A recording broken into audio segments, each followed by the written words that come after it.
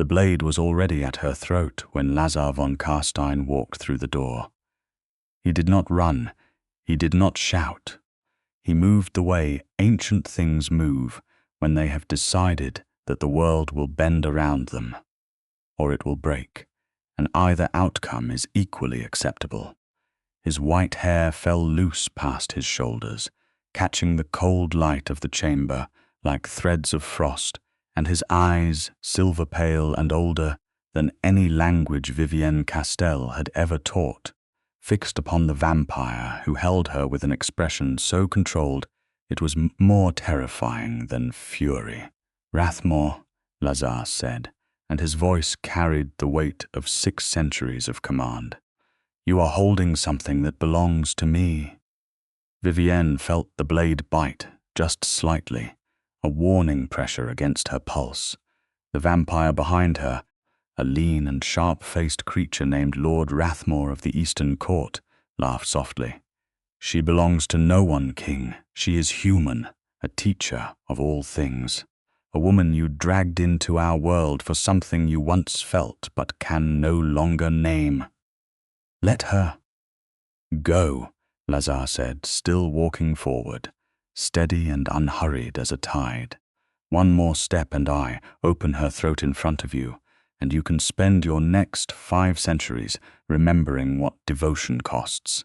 Lazare stopped, and Vivienne, despite the blade, despite the cold marble floor beneath her feet, and the towering midnight architecture of the secret court pressing down around her, met Lazare's eyes across the chamber.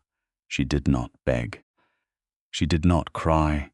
She straightened her spine against Rathmore's grip, tipped her chin upward, and said with a clarity that cut through the silence like something bright and unmistakably alive, "He is not going to let you do this, and neither am I."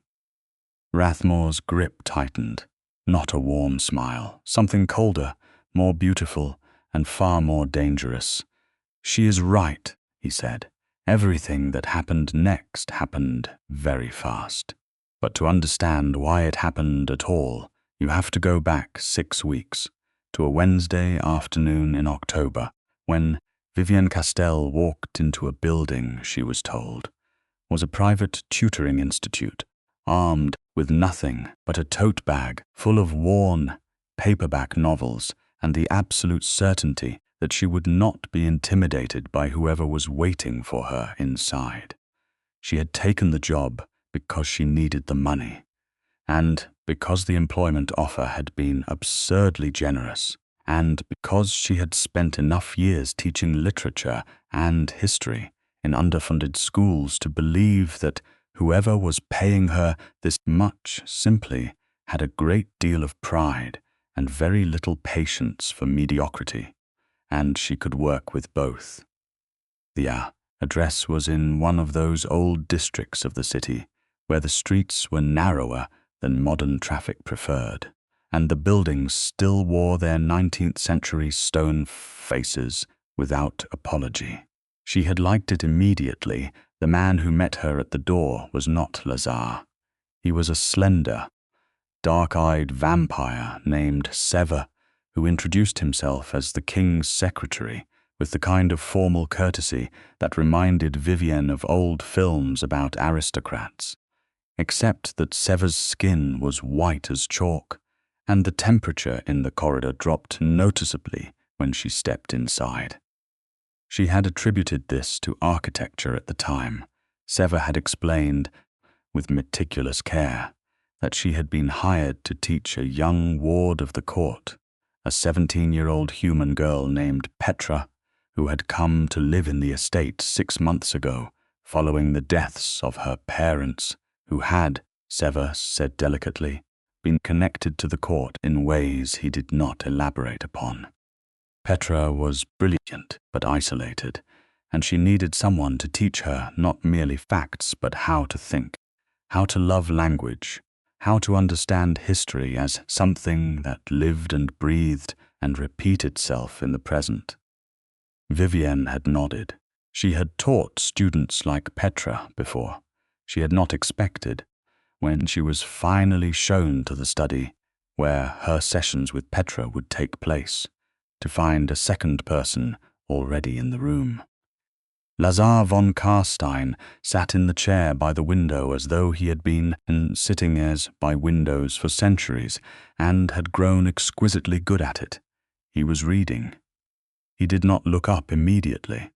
White hair, bone-pale skin, a face that some long ego sculptor might have spent a lifetime perfecting, angular and precise, with eyes that, when he finally raised them from the page, were the particular silver grey of ice over deep water.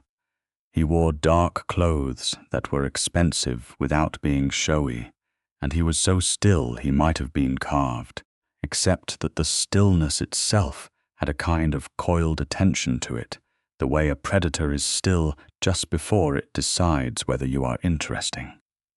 "Miss Castell," he said. His voice was unhurried and faintly accented, something Eastern European worn smooth by centuries of living everywhere. "Sit down." Vivienne set her tote bag on the table and did not sit down. "I prefer to stand while I introduce myself," she said pleasantly.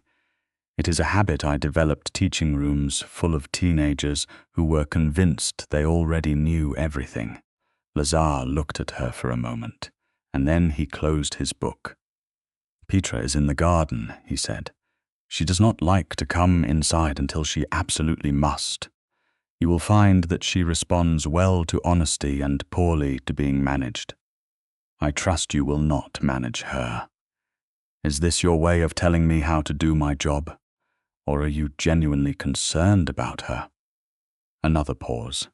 Something shifted in his expression, barely perceptible, as though a thought passed behind those silver eyes that surprised even him.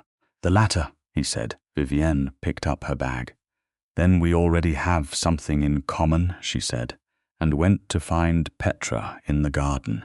Petra was, as advertised, brilliant and isolated, and 16 things at once in the way that grieving young people often are, furious and tender and desperately hungry for someone to take her seriously. Vivienne took her seriously. Within 2 weeks, they were working through Homer and Shelley, and the history of the Ottoman Empire, and the mechanics of propaganda, and Petra would ask questions that made Vivienne stay up late writing notes to herself, because the answers deserved more care than she could give them on the spot. Lazare observed the first 3 sessions from the doorway. He never came inside, he never interrupted, but Vivienne noticed him the way you notice weather, as something in the air before the thing itself arrives. On the 4th session, she left a book on the table when she and Petra moved to the garden, and when she came back for it, Lazare was standing at the window with it open in his hands, reading the passage she had marked. It was from Mary Shelley. The creature speaking to Frankenstein, "I was benevolent and good. Misery made me a fiend. Make me happy, and I shall again be virtuous." Lazare did not look up when Vivienne came in. He read the passage again, silently, and then closed the book and set it down. "She understands this text," he said, "more than I expected. She understands it because she lives it." Vivienne said, picking up the book. "So do you, I suspect." She had not planned to say it. It came out the way honest things sometimes do, ahead of the caution that should have stopped them. She waited for him to be offended, or cold, or imperious, in the way that wealthy, powerful men sometimes were when someone spoke to them without the appropriate amount of deference. Lazare turned from the window and looked at her with those ice-pale eyes and said nothing for a long moment. Then, "You are not afraid of me." "I'm careful of you," Vivienne said. "That is different. Most humans in this house are afraid of me. Most humans haven't met enough people who think they are the most dangerous thing in the room." She tilted her head. "You are dangerous. I am not pretending otherwise. But being afraid of you would make me less useful to Petra, and I am here for Petra." He studied her the way people study things they are trying to decide whether to trust. "Why literature?" he asked, suddenly, "of everything you could have taught." "Because stories are the only technology humans have invented that can actually make you feel someone else's life from the inside," she said. "Everything else explains. Stories make you experience. There is a difference." And then, unexpectedly, "Yes, there is." It was such a small agreement, but it was the first time Vivienne had the sense that Lazare Von Carstein, vampire king of the northern and western courts, 600 years old and armored in more walls than any castle she had ever read about, had said something entirely true to another person in quite some time. She left the book on the table for him. Deliberately, he returned it the following week with a folded note inside. The note contained 3 sentences in precise, elegant handwriting. "I had forgotten Shelley. I had forgotten why forgetting mattered." The passage about the creature is the only honest thing Frankenstein contains. Vivienne read it twice on the bus home, smiling to herself in a way that had nothing to do with her professional interest in his literary opinion. The trouble did not arrive all at once. It came the way trouble in vampire politics always came, according to what Vivienne had pieced together from Petra's careful, half-censored descriptions of court life, not as a single catastrophe, but as a slow accumulation of pressures, alliances shifting, old grievances waking, ancient codes invoked as weapons. Lord Rathmore of the Eastern Court had been nursing a grievance against Lazare for 3 decades, stemming from a territorial agreement that Lazare had enforced with the kind of absolute finality that left no room for renegotiation. Rathmore believed he had been cheated. He had been, in fact, held to the terms he had agreed to, but the distinction was one that pride rarely made room for. The blood law was the critical piece, and Vivienne learned of it from Petra on a rain-grey Tuesday afternoon, when the girl came into their session pale and tight-lipped with something she clearly needed to say out loud to someone outside the court. "There is a law," Petra said, setting down her pen, "called the secundum sanguis. It is the oldest law in the courts. It states that any human living under formal court protection, known as a sheltered, cannot be harmed without declaring full war on the court that shelters them. It is the only thing that keeps people like me safe." She paused. "Rathmore has been arguing before the conclave that the law should be suspended for humans who are classified as, in his words, weapons of emotional manipulation." Vivienne set down her own pen very carefully. "What does that mean?" Petra met her eyes. "It means that Rathmore has told the conclave that certain humans are being used by vampire lords to manufacture false devotion and cloud their judgment.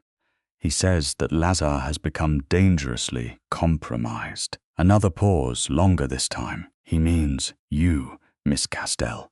He has been watching the sessions. He believes that you have been deliberately influencing Lazare." The room was very quiet. "That is absurd," Vivienne said. "I know," Petra said, "but it does not matter if it is true. It only matters if the conclave believes it."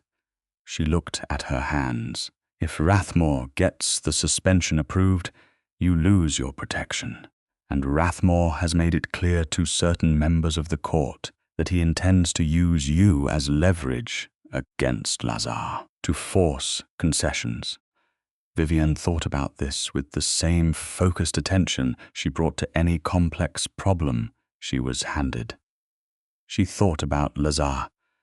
She thought about the notes in the book margins, about the way he had started appearing in the study rather than the doorway, about the conversations that had stretched long past the end of Petra's sessions, about literature and history and the way ancient things looked at the modern world, and the way he sometimes looked at her. "Does Lazare know?" she asked. "He knows about Rathmore's petition to the conclave," Petra said. "He does not know that I know. And he does not know that Rathmore has already sent someone to observe you outside this house." Vivienne stood up, walked to the window, and looked out at the garden where Petra had first told her about the stars she used to watch from her parents' roof back before everything had changed. She thought very carefully because the situation required care rather than reaction. "I am not going to leave," she said quietly. "Not because I am being reckless, but because leaving would confirm Rathmore's narrative and give him the concession without a fight. If I disappear, Lazare loses. Petra loses, and whatever Rathmore wants from the conclave, he gets by default." She turned back.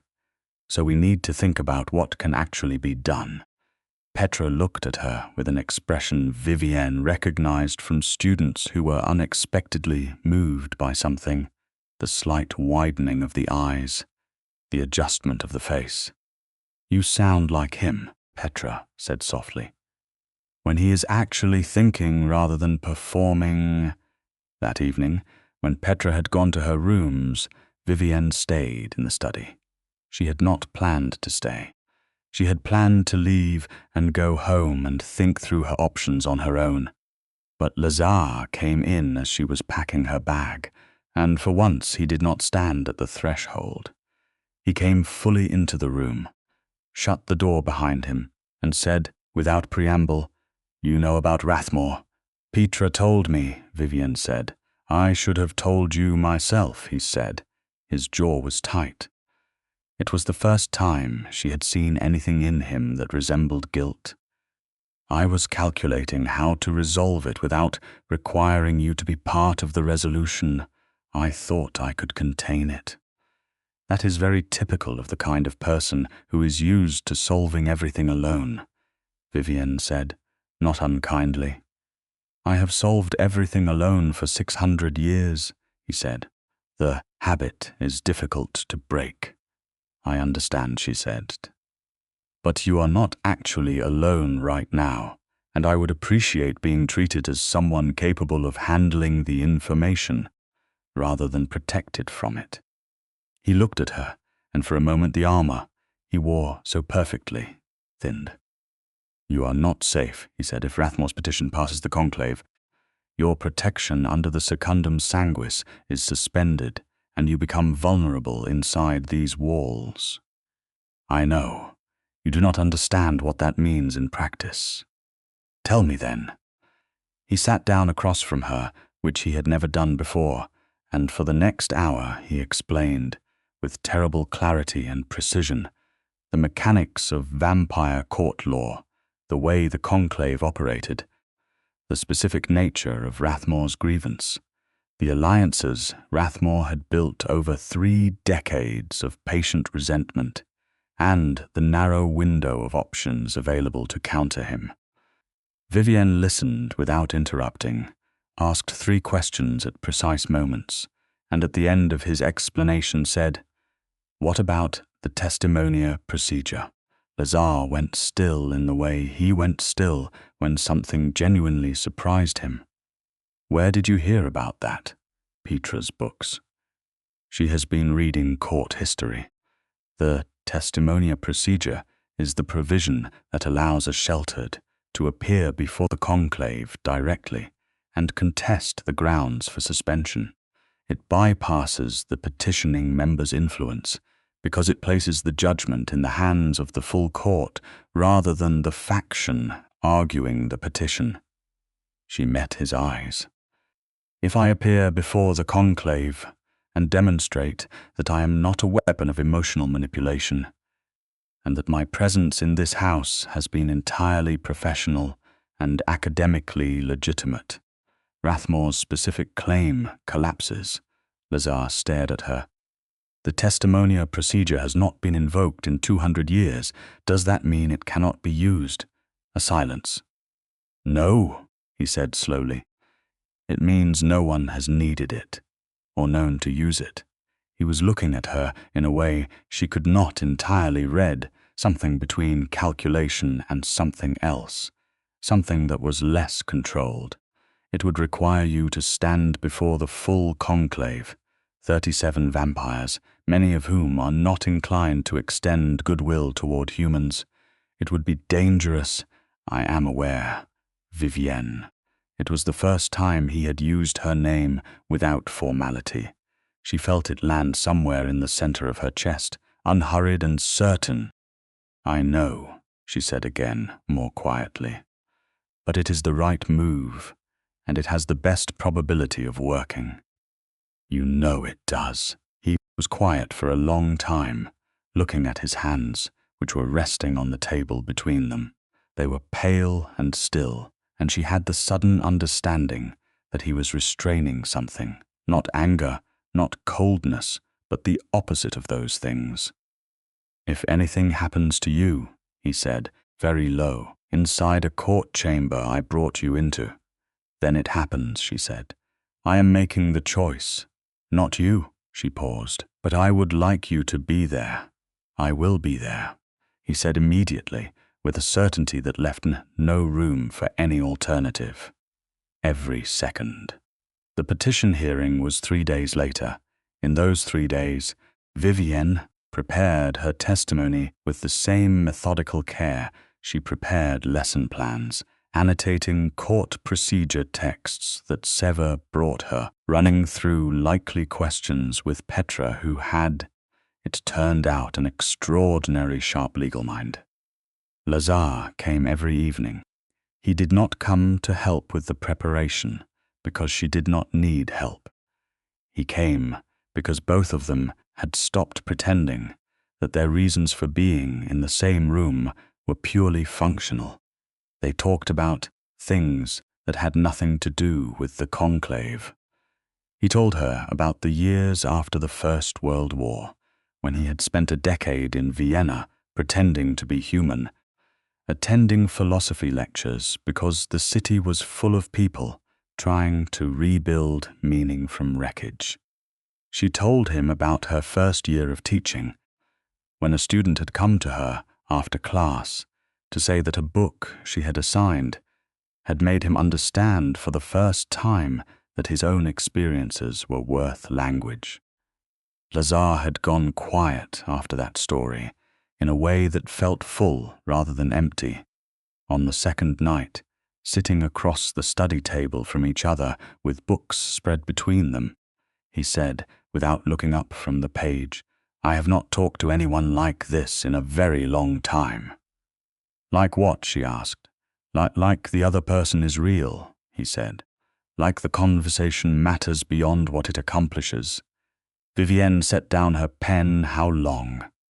He was quiet. I stopped counting decades the way humans count years, he said. It becomes meaningless, but long, yes, long. She reached across the table, slowly and deliberately, and put her hand over his. His skin was cool, and his stillness was absolute for 3 entire seconds, as though the gesture had bypassed every defense he had, and landed somewhere he had forgotten was accessible. Then he turned his hand over and held hers. They did not speak about it. They did not need to. But when she left that night, he walked her to the door himself for the first time rather than sending Sever, and he stood in the doorway watching until the car turned the corner, and she looked back exactly once and saw him still there, white-haired and pale against the dark stone of the entrance, entirely still, like something that had been waiting without knowing what for, and had now been shown. The night before the conclave hearing, Rathmore moved early. Vivienne was coming back from the estate's library with 2 texts on court procedure when 3 of Rathmore's people stepped out of the shadow of the eastern corridor.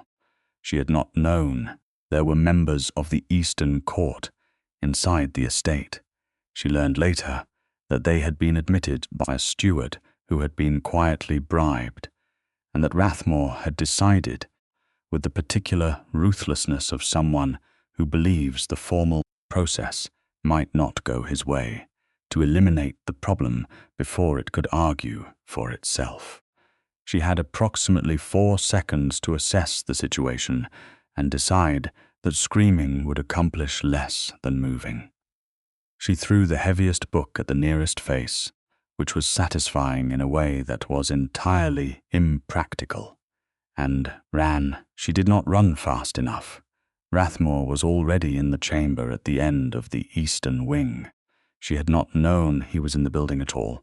The door locked behind her, with the cold mechanical certainty of something designed to keep things in rather than out, and Rathmore, elegant and angular, and radiating the specific kind of cruelty that came from centuries of believing oneself above consequence, picked up the blade from the table as though he had been waiting all evening for an excuse to hold it. "You are more capable than I was told," he said, which might have been a compliment in a different context. "I thought my people would have you before you reached this wing. You have excellent instincts for a human." "I have excellent instincts generally," Vivienne said, pressing her back against the far wall, calculating distance and angles and the complete absence of anything useful within reach. "What do you want, Lord Rathmore?" "I want Lazare to withdraw his support of the Northern Boundary Agreement and cede the 3 contested districts to my court," Rathmore said simply. He lifted the blade. "I want him to stand before the conclave tomorrow and do it publicly, and I want you to be the thing that compels him." "He will not do it," Vivienne said. "He will, if the alternative is your throat." "You do not know him," she said. Rathmore smiled, thinly. "I know what 600 years of iron control looks like when something finally cracks it," he said. "I have been watching him for weeks. Whatever you are to him, it is enough. He will break for you." Vivienne thought, he will not break. He will be furious. And he will be afraid in the way that people who are never afraid are most devastated by it. And he will want to give Rathmore everything, just to make her safe. But he will know that he cannot, because breaking now means Rathmore holds this power indefinitely, means every human under court protection becomes a potential hostage, means the blood law becomes meaningless. He will know all of this, and she was not going to be the reason he abandoned the people he was responsible for protecting. "Put the blade down," she said, "and I will forget this happened. You still have your petition. Use the legitimate process." "How admirably practical," Rathmore said, moving toward her. "No, I do not think I will." And then the door came off its hinges. Not violently, it was stranger than that. One moment it was closed and locked, and the next moment it was simply open, the lock mechanism destroyed with such precise, controlled force that the door itself was undamaged, and Lazare was standing in the threshold. He was not performing anything. He was not theatrical or showy in the way of people who are trying to appear dangerous. He simply was what he was. 6 centuries of absolute authority, walking into a room that had made the catastrophic error of containing something he would not permit to be hurt. And the air in the chamber changed the way air changes before lightning, with that dense, charged, inevitable quality that means the next moment will be different from every moment before it. "Rathmore," he said, "you are holding something that belongs to me." The blade bit slightly. Vivienne felt the sting of it. "One more step," Rathmore said, "and I open her throat." Lazare stopped, and Vivienne straightened her spine, tipped her chin, and said with absolute clarity, "He is not going to let you do this, and neither am I." Lazare smiled and said, "She is right." What Rathmore had not considered, because pride rarely extends its consideration to the capabilities of humans in distress, was that Vivienne had spent the past 30 seconds identifying the decorative vase on the shelf, 6 inches to her left as the only object in reach, and calculating that if she dropped suddenly rather than trying to pull away, the leverage of Rathmore's grip would momentarily expose his wrist, and that if she moved the instant Lazare moved, the half-second of divided attention might be precisely enough. Lazare moved. She dropped. The blade caught air where her throat had been, and Vivienne drove her elbow into Rathmore's wrist with everything she had, which was not superhuman strength, but was the focused application of leverage by someone who was not interested in being a victim of other people's ancient grievances, and the blade clattered to the floor. Lazare had Rathmore against the wall before it stopped sliding.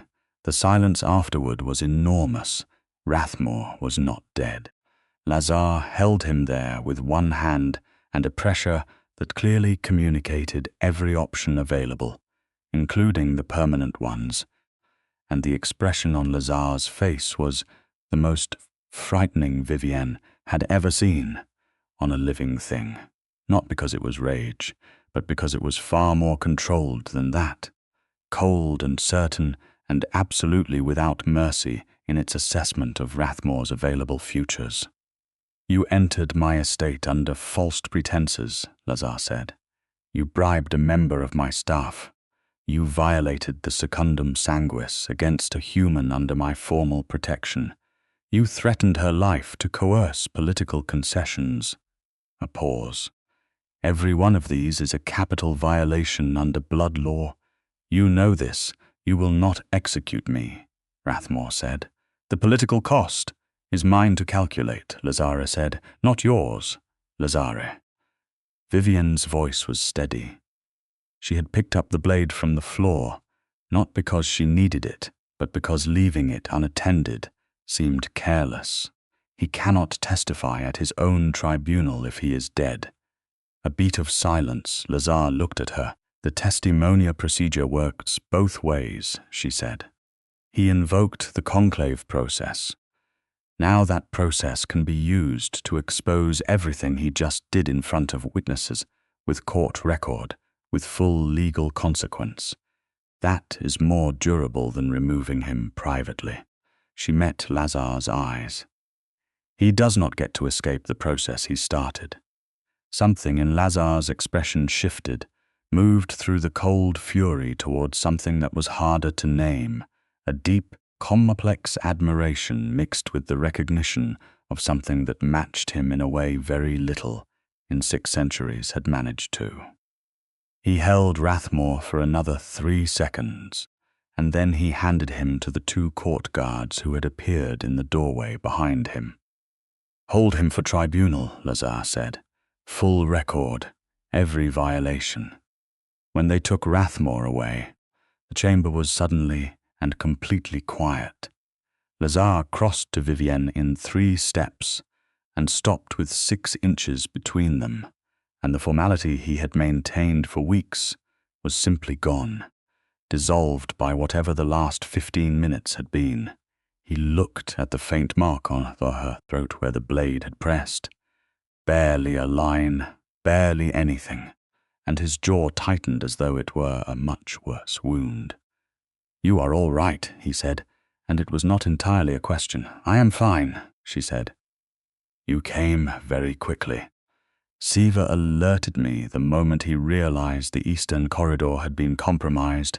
I ran," he said it simply, without any apparent self-consciousness about what it meant that a 600-year-old vampire king had run through his own estate. "I have not run like that in a long time." "How long?" she asked, and her voice was slightly unsteady now that the immediate threat had dissolved and the adrenaline was finding nowhere left to go. "A very long time," he said. He reached up very slowly and touched her face with the back of 2 fingers, the lightest possible contact, as though she were something that could be startled away. "Vivienne." "Huh, I know," she said quietly. I had persuaded myself, he said, each word measured, careful, the voice of someone unaccustomed to saying things this unprotected, that I was past this, that I had outlived it. Every form of it. Devotion, attachment, the particular kind of fear that comes from caring whether someone specific remains in the world. He paused. I was wrong. She put her hand against his chest, over the place where a heart would be if it beat the way hers did. When did you know? She asked. The book, he said. The Shelley passage. You left it for me on purpose. I did. I knew then. He covered her hand with his. I tried to decide it was intellectual, a shared appreciation for a text. I tried for quite some time. The ghost of a smile, self-deprecating and unexpectedly human. I am not accustomed to losing arguments with myself. No, she agreed. I imagine not. He leaned his forehead against hers, and she felt the coolness of him and the absolute solidity of him, both at once, and did not move away. The conclave hearing is tomorrow, he said softly. I know. You do not have to go now. With Rathmore in custody and the violations on record, the petition collapses on its own. I want to go, she said, not for protection, because I want to stand in front of your court and tell them exactly what I have been doing in this house, which is teaching a remarkable young woman to think and feel and understand the world, and talking to the most genuinely interesting person I have met in years about literature and history, and what it costs to live long enough to forget why any of it matters. She pulled back slightly to look at him. I want to say it on record, because it is true and I am not ashamed of it. Lazare looked at her for a long, still moment. You are extraordinary, he said, with the simple directness of someone reporting a fact. You are not bad yourself, she said, which was perhaps the most egregious understatement spoken in that chamber in its entire history. He laughed. It was a real laugh, surprised out of him, brief and low and entirely unguarded. And Vivienne decided privately that it was the best sound she had encountered in the old echoing corridors of his court, better than any of the music she had heard drifting through the estate on evenings when the court musicians played for reasons she had never fully understood. He brought her hand up from his chest and held it differently now, less of restraint and more of intention. He said, after tomorrow. She agreed. The conclave convened at midnight in the deepest chamber of the estate, which was also the oldest, a room that predated the building above it by several centuries, its walls dressed in dark stone and lit by glass-enclosed flames that Vivienne suspected were not entirely natural in origin. 37 members of the combined courts were assembled in curved tiers, and the atmosphere was the specific kind of formal tension that suggested a great many unspoken arguments already in progress. Lazare sat at the head of the chamber in the chair that was indisputably his, white-haired and regal and radiating the particular authority of someone who has governed long enough that has become structural rather than performed. Vivienne sat at the testimony table below the tiers, and she was, she suspected, the only human who had sat at that table in living memory, which meant she was also the only person in the room whose pulse was audible to everyone else present, which she found somewhat undignified, but not particularly frightening. Sever presented the full account of the previous night's events with meticulous legal precision. Rathmore's unauthorized entry, the bribery of the court steward, the detention of a sheltered human, the explicit threat against her life as leverage for political coercion, and the 4 separate blood law violations involved. Several members of the conclave who had been inclined to support Rathmore's petition went very quiet during this account. Then Vivienne spoke, She had prepared what she intended to say, but she also knew that the most effective things she had ever said in front of a room were the ones she had allowed herself to mean fully rather than managing. So she said it plainly and without performance, who she was, what she taught, why she had taken the position, what her sessions with Petra had consisted of in precise detail, and what her conversations with Lazare had been. She described the Shelley passage. She described the notes. She described the three things she had said that had nothing to do with literature and everything to do with the fact that she had found, as against all expectation, something in this strange and ancient world that she wanted to stay for. The room was very quiet when she finished. Lord Thesson of the Southern Court, a vampire so old that his accent was impossible to place, leaned forward and said, "Do you understand what you are asking to be part of?" "I understand better than I did 6 weeks ago," Vivienne said. "I will understand more in another 6 weeks. I am not under the impression that understanding has a final destination." Thesson looked at her for a long time. Then he sat back. The vote on Rathmore's petition was 36 against, 1 absent, being Rathmore himself, who was in custody. The petition was formally dismissed and expunged. Rathmore's tribunal was set for the following month with a bill of violations that would keep the conclave busy for several sessions. Afterward, in the corridor outside the chamber, Petra found Vivienne first, crossing the marble floor with the particular stride of someone who has been sitting still under enormous tension for 2 hours and is now finished with stillness, and hugged her with both arms and considerable force. "You were brilliant," Petra said fiercely. "Absolutely brilliant." "So were you," Vivienne said, holding her back. "The legal work you did on the testimonia precedents was half of what made last night possible." Petra pulled back, looked at her, looked past her to where Lazare was walking toward them from the chamber door, and smiled the smile of someone who has been watching a slow thing finally become fast. "I should go find Sever," she said, with transparent diplomatic timing. "There is something I need to ask him about." She went, and Lazare arrived, and they stood together in the corridor while the conclave members dispersed around them in small groups, their conversations low and continuous, and belonging to a world that was old and complex and entirely real. "It is done," he said. "It is done," she agreed.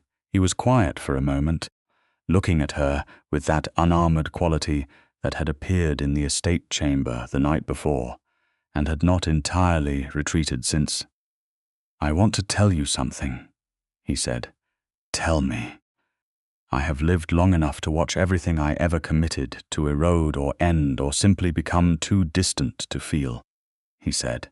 "People I was devoted to have died. Courts I built have fallen and been rebuilt so many times they are more archive than continuation. I have watched my own capacity for this." He paused, searching for the word, "for caring as though something is genuinely at stake, diminish, not from cruelty, from duration." He looked at her directly. "I had concluded that I had simply outlived it. Every form of devotion, every version of truly wanting another person to exist in the world." Another pause. "I had accepted this. I had made a kind of peace with it." Vivienne waited, because this required the full space it was being given. "You showed me that I had not outlived it," he said. "You showed me that it was still there, underneath everything, waiting, apparently, for someone sufficiently stubborn and honest and entirely unintimidated." The ghost of the smile again. "I did not expect you. I would like you to know that. If I had been less surprised, I would have managed it better." "I do not want you to manage it," she said. "No," he said. "I know." He reached out and tucked a strand of hair back from her face.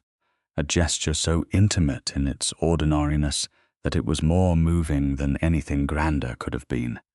I am asking you to stay, not as Petra's teacher, though Petra would be devastated if you stopped, as something more, something I have not asked anyone to be in a very long time, because I did not believe I had anything left to offer it. What changed? She asked softly. You argued with me about Mary Shelley, he said, and treated me like someone worth arguing with, rather than someone to be deferred to, and then you left the book on the table. He shook his head slightly, something genuinely disbelieving in it. 600 years, and it was a paperback Shelley. She laughed, and he smiled properly this time, a full smile, rare and unguarded and transforming, and she thought that this was the thing she wanted to keep, this specific expression on this specific face, the evidence that the walls could come down and something true could live behind them. I have things to work out, she said practically. I have an apartment. I have other students, other commitments. I cannot simply relocate my entire life into a Gothic estate because a vampire king finds me interesting. I would never expect you to simply do anything, he said. I am suggesting a process, time, the chance to decide what you want this to become at whatever pace makes sense to you. A pause. I have time. I have more time than is in any way reasonable. I can afford to wait for things worth waiting for. That is the most romantic thing anyone has ever said to me, she said, and it is also the most pragmatic, and somehow both things are true at once. I have always found pragmatism and devotion to be entirely compatible, Lazare said. She stepped forward and kissed him. He was very still for exactly 1 second, the way he went still when something genuinely surprised him.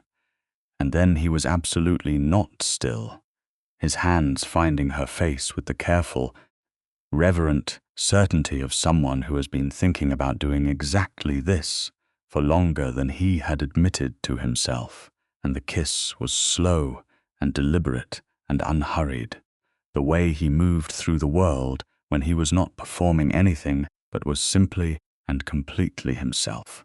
When they separated, the corridor was empty. Everyone else had, with extremely considerate timing, found somewhere else to be. The blood law question, Vivienne said against his shoulder, because she was practical and there were things that needed to be addressed. If I stay, if this becomes what I think it is becoming, what does the court require? He pulled back slightly to look at her. There is a formal recognition process for a king's consort, he said. It carries full court protection. Above even the secundum sanguis, it cannot be suspended, petitioned against, or revoked by anyone other than the parties involved. He paused. I am not suggesting we do that immediately. I am telling you it exists, so you know the structure.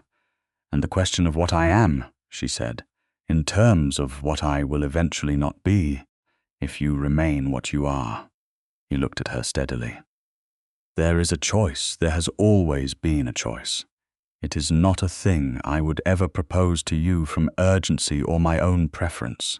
It is yours to make in full knowledge at a time of your choosing. He held her gaze. I will not push you toward it, and I will not mourn if you choose against it. I spent enough centuries watching people become something they did not choose to be to ever repeat that.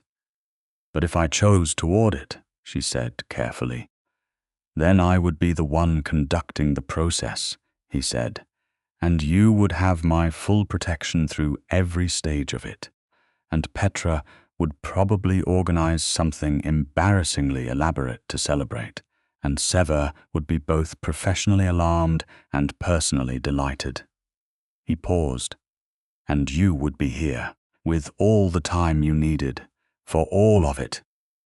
Vivienne stood with him in the old corridor, in the building that was old above and ancient below, in the city that moved and changed above them, while the court continued its permanent, slow revolution.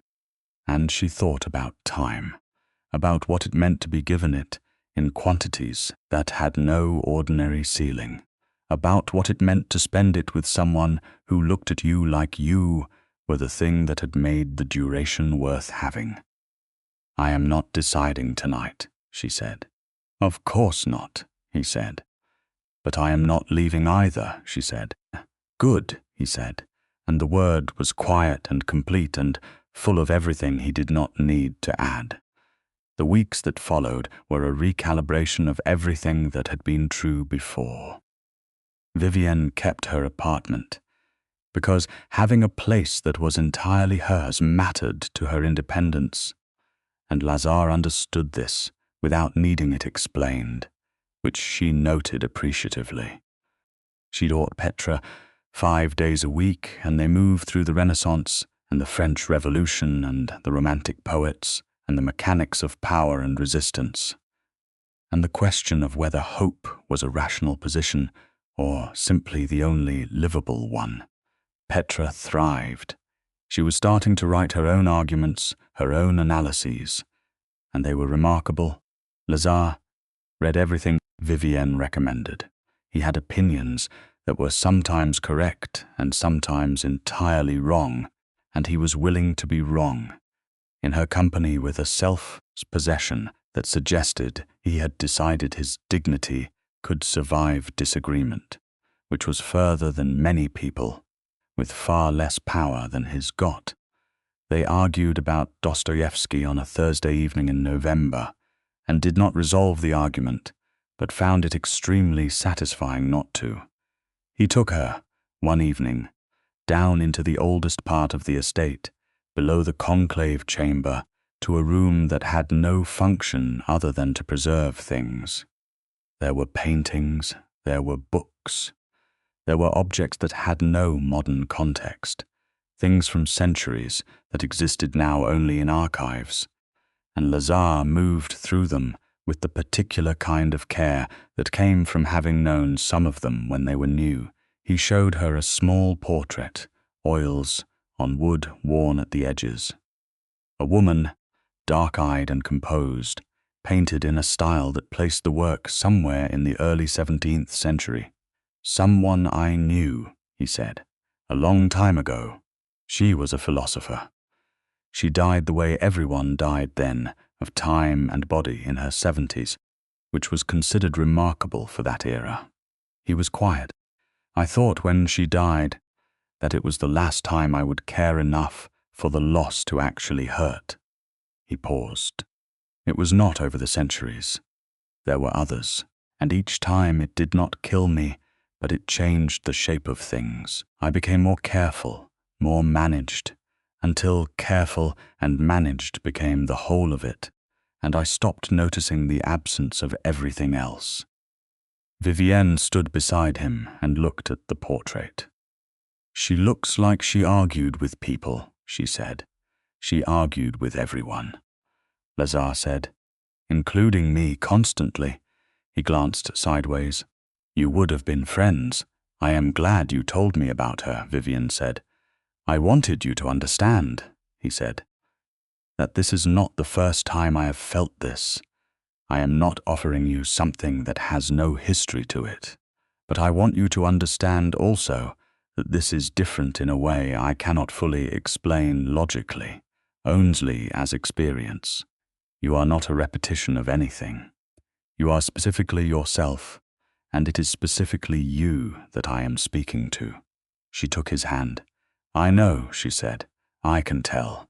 Rathmore's tribunal took place on a Wednesday, and the conclave found him in violation on all 4 counts, which carried consequences that Vivienne was not entirely privy to, but which Sever described afterward as severe, permanent, and entirely warranted. The Eastern Court passed to Rathmore's second, a considerably less political vampire named Lord Vesson, who seemed primarily interested in territorial stability and had no apparent appetite for leverage schemes. The court steward who had been bribed was dismissed and escorted from the estate with the cold formality that suggested this was not a negotiable outcome. And Lazare replaced him with someone Sever personally recommended, which Vivienne gathered was the highest possible form of endorsement available in this particular hierarchy. Petra turned 17 in December, in a house that felt safer than it had when Vivienne arrived, and they celebrated with a small dinner that was more human in its warmth than anything the formal court arrangements suggested was typical.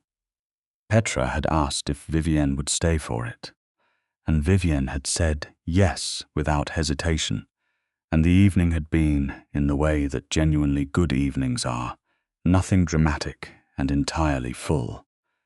Lazare sat across the table from Vivienne and watched Petra describe, with great enthusiasm, her emerging theory that Herodotus was actually a better historian than he was given credit for, because his acknowledgement of what he could not verify was structurally more honest than many of his successors' pretense of certainty, and the expression on his face was one Vivienne had come to recognize, quiet and private and deeply, unguardedly content. She recognized it because she felt it herself. Christmas came, and Vivienne spent it in two places: her apartment in the morning, with the particular rituals of her own life and the people from it she loved, and the estate in the evening, where someone had decorated the old stone corridors with winter greenery in a way that was simultaneously ancient and entirely lovely, and where Lazare had, with absolutely no fanfare, placed on the study table a copy of every Mary Shelley work in print, alongside a first edition of something she could not legally have acquired for herself, with a note inside the cover that read, "For the person who reminded me that the text is always alive if the reader brings it back." The note was signed simply L, in that same precise, elegant handwriting she had first encountered inside a paperback 2 months ago. She left him a copy of a book she had been annotating for years, her own copy, worn and full of her handwriting in the margins, her questions and arguments, and the places where she had laughed alone in her apartment at midnight, because the language was so exactly right. She left it on the table with no note, because the marginalia said everything a note would have been inadequate to. He read the whole thing in one night. She knew because he sent her a single text message at 3 in the morning that read, "Page 247, you are completely wrong about this, and I cannot wait to tell you why." She had laughed out loud in her dark apartment, and it had felt like the beginning of something that had already, quietly and certainly, begun. January arrived with the particular stripped clarity of early winter, the city grey and clean and endlessly itself, and Vivienne sat with Lazare in the study day on a Friday evening after Petra had gone to her room, and the fire was the only moving thing in the room, and she said, without particular build-up or ceremony, "I have been thinking about a choice." Lazare looked up from his book. "Not to decide tonight," she said, "but to think about it out loud, with you, because I have decided that thinking about the largest things in silence and alone is a habit I developed in circumstances that no longer apply, and I want to be different with you than I have been with fear." "Tell me what you are thinking," he said, closing the book, giving her the full weight of his attention. "I am thinking that I am 31 years old," she said, "and I have approximately 40 or 50 years of teaching ahead of me, if I am lucky and diligent, and then a diminishment, and I will have read a great many books and argued with a great many students and hopefully done something useful with the time." She paused. "And I am thinking that in 40 years, everything I have started here will be in a different chapter of its life, and Petra will be a grown woman, and you will be exactly as you are, and I will be absent from it." "Yes," he said quietly. "And I am thinking that the argument against is also real," she said. "The argument that this is a choice made in the shadow of attachment, which is never the cleanest context for a permanent decision. That I could choose it and grieve the parts of my human life it would replace. That I cannot fully know what I am choosing until I have lived more of what I am choosing toward." "All of that is true," he said. "And yet," she said. "And yet," he agreed. She looked at him. "I am not asking you to rush anything. I am asking you to tell me, honestly and without managing it for my benefit, what you want." He was quiet for a long, still moment, and then he said, "I want you to be here. I want to argue with you about Dostoevsky for 50 more years. And then I want to argue about whatever comes after Dostoevsky, and after that. I want to watch Petra grow into the person she is becoming, and I want you to be part of that watching. I want to show you the rooms of this house I have not shown you yet, and the places in the world I have been and loved and returned to. And I want to discover what you think of them." He paused. "I want to know you for a very long time. That is what I want. The rest I can be patient about." Vivienne looked at him and felt something settle in her, like the last piece of something large finding its correct position. "Then we will take the time," she said, "and we will decide when we decide with full clarity and not a moment before." "Yes," he said, "but I want you to understand that I am already decided in the essential part," she said, "the part that asks whether I want to be here with you. That is not the question I am sitting with." He reached across the table and took her hand, the same gesture she had made toward him in this room in what felt like a different season of the world, and held it with the same quiet certainty. He said, "I know the difference." Spring came, and Vivienne moved into the estate, not into his chambers, because they were both people who understood that the progression of intimacy deserved its own time, and the estate was large enough that having her own suite felt like a reasonable and comfortable arrangement rather than a statement of distance. She kept the apartment, subletting it to a young woman named Cass, who taught at the same school where Vivienne had worked before, and who took her the keys with the cheerful pragmatism of someone whose luck had unexpectedly improved. The estate in spring was something different than the estate in autumn. The gardens came back. Petra started teaching herself astronomy from a borrowed telescope on the roof, which she explained to Vivienne with the same exactness with which Vivienne had once explained Shelley to her, and the loop of it, of the student becoming a teacher of her own enthusiasms, was one of the things Vivienne loved most about what they had built between them. Lazare gave her a key to the archive room, which meant something in the court context that she understood formally and felt privately as exactly what it was. The opening of the oldest, most guarded part of himself laid available to her curiosity, her annotations, her arguments. She found in the archive a journal. His handwriting across 300 pages, dated from the late 18th century. She did not read it without asking. She brought it to him and set it on the table and said, "I found this. I haven't read it." He looked at it for a long time. Then he pushed it back toward her. "Read it," he said, "and then tell me what you think." She read it over 3 evenings, and on the 4th she came to find him and said, without sitting down, "You were very lonely." "Yes," he said. "You were not certain whether you wanted to continue," she said carefully. "No," he said. "There were years when I was not. What changed?" He thought about this with the seriousness it deserved. "I built things," he said finally. "Courts, systems of protection, laws that mattered, the loneliness never entirely resolved. But the purpose was enough. For a long time it was enough. He paused, and then it stopped being enough, and I did not know that until I met someone who made me feel the difference. She crossed the room and sat beside him, rather than across from him, close enough that their arms were touching, and he turned toward her without hesitation.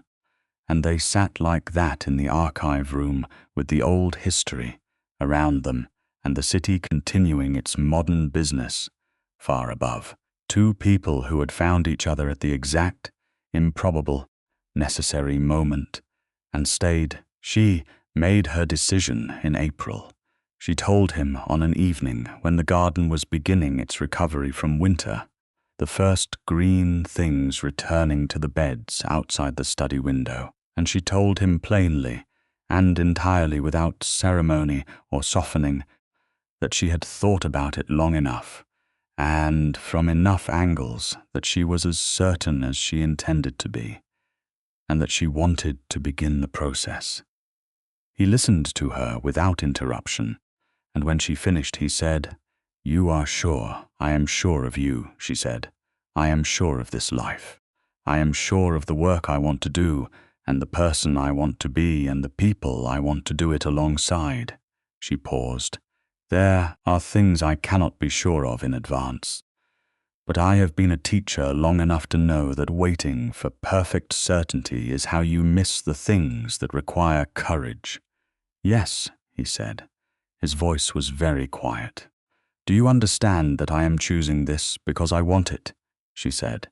"Not because I am afraid of the alternative." "I understand," he said. "I have always understood the difference between choosing towards something and choosing away from fear. You are not made of fear. You have never been." She put hands against his face, and he closed his eyes briefly with an expression that was stripped entirely of everything he was capable of performing and was only what he felt, which was enormous and undefended and real in the way that things are real when they have waited long enough to be certain of themselves. "After everything is arranged," he said, opening his eyes. "After Petra knows and has had time to feel whatever she needs to feel about it. After the court procedure is followed correctly. After you have seen the full documentation and the full medical information, and every possible alternative has been presented to you with total clarity. After all of that," she said.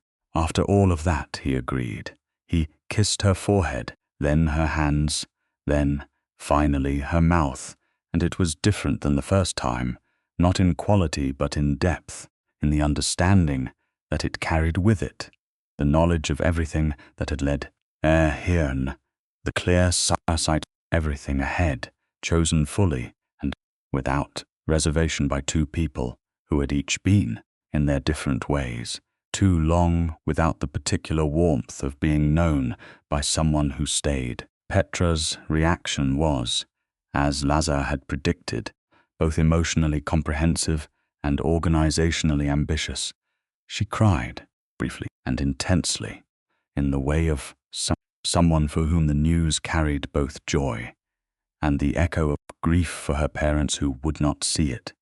And Vivienne held her through it without trying to manage it, because this was the kind of emotion that required presence, not solutions.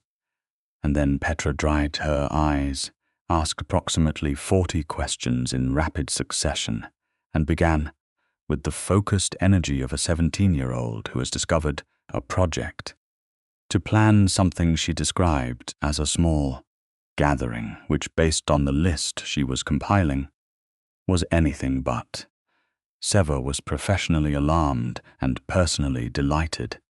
Exactly as Lazare had anticipated, the court recognition ceremony was held in the deep chamber, and it was attended by every member of the conclave, and Lord Thesson of the Southern Court, who was old enough to have seen very few things that still surprised him, sat in his tier and watched Vivienne stand in the chamber where she had first given testimony and become something she had not been before, and said afterward to Sever, in a voice too low for most of the room to catch, that the king had made a good choice.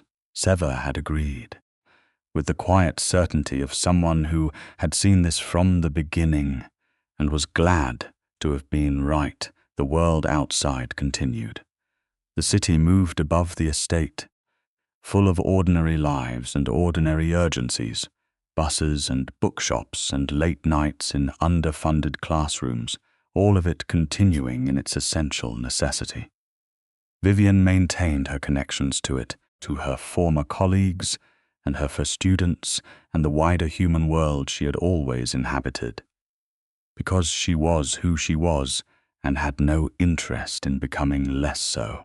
Lazare's court continued its ancient operations, the slow and complex management of vampire territories and blood law negotiations, and the endless maintenance of the codes that kept the peace between kinds. It was work that required exactly the qualities Lazare possessed: patience and absolute authority, and the willingness to hold lines that were inconvenient, and Vivienne watched him do it with the respect of someone who understood what it meant to maintain standards when standards were the harder choice. In May, she found him reading in the archive, and she stood in the doorway for a moment before he noticed her, watching the way he held the old book and the way the lamp caught the white of his hair, and she thought about the first day she had walked into this house with her tote bag of paperbacks, and her certainty that she would not be intimidated, and the way he had sat by the window like something carved and looked up at her with those ancient silver eyes and told her to sit down, and she had not. She was glad she had not. He looked up and saw her watching him. Something in his expression shifted into that quiet, private warmth that was still, months into being a thing she saw regularly, one of the most moving things she had ever observed on a living face. "Come in," he said, which he had once said to mean sit and be managed, and now meant simply come into the room, come into the space where I am, because you belong in it. She came in and sat beside him, and they were quiet together for a long time in the comfortable silence of people who have nothing to prove to each other and a great deal of shared time ahead of them, the kind of time that could hold everything they intended to put into it and more. Outside, the city breathed and moved. Inside, the fire was warm, and the books were full of underlined passages and marginal arguments, and Petra was somewhere above them making notes about stars she intended to name after historical figures, and Sever was maintaining the orderly universe of the estate with impeccable precision, and the court was at peace. Lazare Von Carstein had ruled for 600 years and outlasted empires and weathered centuries and built the architecture of his own endurance from the inside out, and he had persuaded himself, with the exhausted logic of the very old, that devotion was a thing that time eventually consumed like everything else. He had been wrong. He had been shown he was wrong by a woman who walked into his house with a tote bag full of paperbacks and treated him like someone worth arguing with, and left a book on the table on purpose, and stood in a court chamber before 37 vampires, and described, without a single word of apology or modification, exactly what he was to her. He had been wrong, and he was profoundly, incalculably glad. Vivienne turned a page, he turned a page. Outside, spring continued its ancient, faithful return, and in the deep rooms of the old estate, something that had been absent for a very long time was present again, warm and true, and finally, completely home.